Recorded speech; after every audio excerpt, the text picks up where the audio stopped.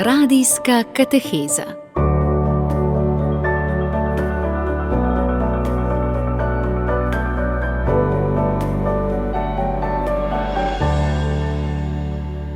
Dober večer, spoštovani poslušalci, dober večer pa tudi bratu Miranu Špeliču. Bog da dobrega. Brat Miran, jaz vedno, ko začenjava te kateheze, nekako upam, da odrinjeva na globoko, pa tudi naši poslušalci z nama. Kakšen je pa vaš vtis? Ja, najprej treba preko plitvine priti do globine in brez tistega, tudi na neki način nevarnega, obrežnega dela se ne pride do globine. Zato je treba tudi tam biti previden in se lotiti tudi teh uvodnih stvari, da lažje razumemo tudi kaj globljega, da se potem pride do vsebin, ki nam lahko tudi malce spremenijo življenje, v kateri se lahko začnemo spreobračati. Ja, torej ta uvod je zdaj čofotanje na bregu, če prav razumem, in v tem čofotanju bova povedala, kam bova sploh odplula. Odplula bova proti Ogleju. Zato, ker Oglej je rečno pristanišče, bilo veliko, to je bila pravzaprav metropola za severno Italijo. Oglej, kamor se bomo napotili vsaj iz ljubljanske nadškofije na svetoletno romanje naslednji mesec, in je prav, da se malce srečamo z zgodovino Ogleja. Iz Ogleja smo dobili tudi eno od smeri, eno od pokristjanjevanja je bilo, imelo svoj izvor v Ogleju. In na Oglej smo se dosti dolgo naslanjali, čeprav je takrat, ko smo bili mi pokristjani, je bil Oglej že porušena vasica, ni bil več tista velika metropola, kot je bila ob izteku antike. Takrat, ko se gradi velika bazilika, ki še danes tam stoji in kjer bomo imeli slovesno mašo ob 22. marca ob 12:30, kjer se bo zbrala praktično vsa naša nadškofija. In zato je dobro, da se že prej za napot oborožimo in pripravimo s kakimi besedili, ki so tam nastajala. In danes bova prebrala odlomek iz razlage evangelijev, ki je prišla izpod peresa Fortunacijana Oglejskega. Fortunacijan pa sploh ni bil doma iz Ogleja. Oglej je prišel iz Afrike in niti ne vemo točno, kdaj se je rodil. Živel je v 4. stoletju. To je tisto stoletje, ko krščanstvo v začetku dobi pravico do obstoja in v tej svobodi se razvija, širi in potrebuje čim več izobraževanja. In to so ponujali duhovniki, škofje, ki so razlagali svetopismo. In Fortunacijan je tisti, katerega imamo najstarejše ohranjene razlage evangelijev v latinskem jeziku.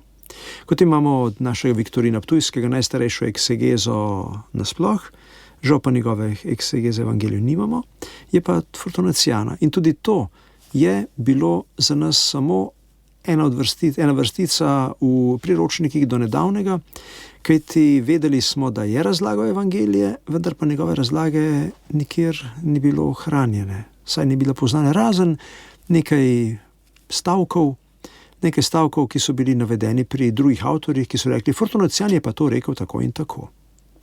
Potem pa pride do velikega odkritja iz 3. tisočletja. Leta 2012, se pravi, zdaj je tega 13 let, je avstrijski mladi filolog in patrolog Lukas Dorfbauer pregledoval na ekranu digitalizirano verzijo, digitaliziran rokopis iz Kölnske stolne biblioteke. Kanoniki so dali svojo knjižnico preslikati in so to vse lepo obesili na splet. Mimogrede, če greste na našo spletno stran Naši očetje v veri, lahko tam najdete tudi povezavo do tega rokopisa in ga tudi vi pogledate, ker je zelo lep, tudi čitljiv. Tudi če ne znate dosti latinsko, boste zagotovo prepoznali vsaj nekaj besed.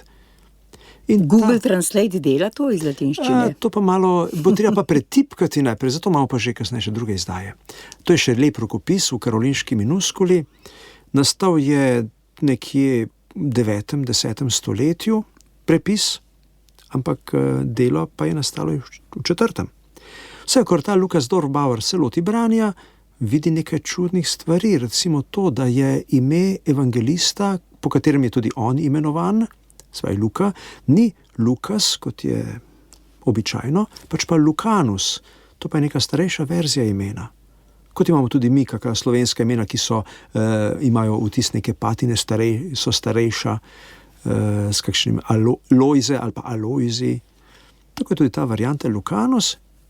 In to reče, to pa ne more biti iz 10. stoletja, to pa ni delo nekega neznanega avtorja iz časa Karla Velikega. Bere dalje in najde tiste znane stavke iz Fortunaciana.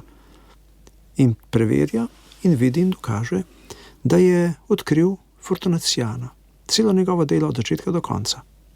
In to je potem objavil, takrat smo že v Magnificatu, ko je bilo to znano, ko je on pripravljal izdajo, sem šel že jaz eno stran prepisati in jo prevesti za Magnificat, da smo ga saj malo okusili, že tam leta 13-14. Potem pa je leta 2017 išlo v seriji Corpus Scriptorum Ecclesiasticorum Latinorum v celoti, kritična izdaja razlage evangelijev in kmalu zatem še angleški prevod. In zdaj imamo od leta 2021 pa je drugi prevod v sodobne jezike in to je zdaj slovenski prevod, ki ga imate na voljo.